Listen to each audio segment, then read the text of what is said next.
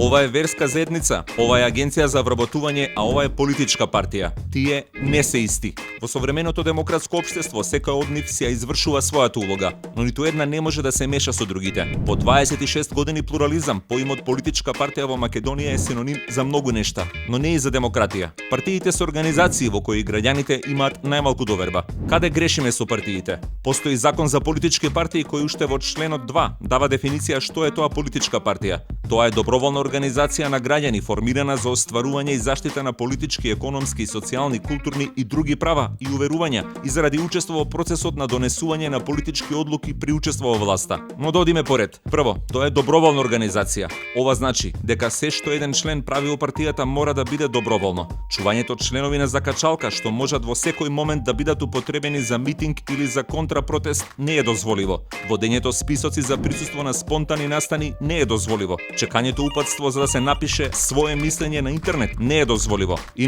не се важи ако некој рече дека исполнува наредби, ама доброволно. Друга карактеристика на партијата е дека таа служи за остварување економски и социјални права. Ова не треба да се свати премногу лично. Добивањето работно место како награда или надомест за служењето во партијата не е остварување економско и социјално право. Тоа е стекнување нефер привилегија или злоупотреба. Како што веќе заклучивме, лепењето плакати и веењето знамиња на митинзи е доброволно. Не следува ништо за возврат, освен можеби економски и социјални права што партијата ги застапува, но кои би важеле еднакво за сите. И најважно, партијата служи за донесување политички одлуки. Таа не си служи самата на себе и не постои заради себе. Особено не служи за обожување. Ниту партијата е религија, ниту лидерот е светец, ниту партискиот амблем е икона или свето писмо. Затоа нема потреба од нив да се прават олтари во домовите, да се носат на себе како накит, особено кога нема изборна кампања или да се учат напамет светите партиски зборови. Кога кон партијата ќе се развие култ, таа веќе не е политичка организација и повеќе личи на верска. Членот 19 од македонскиот устав вели: за таквите нема место во политиката и во државните работи.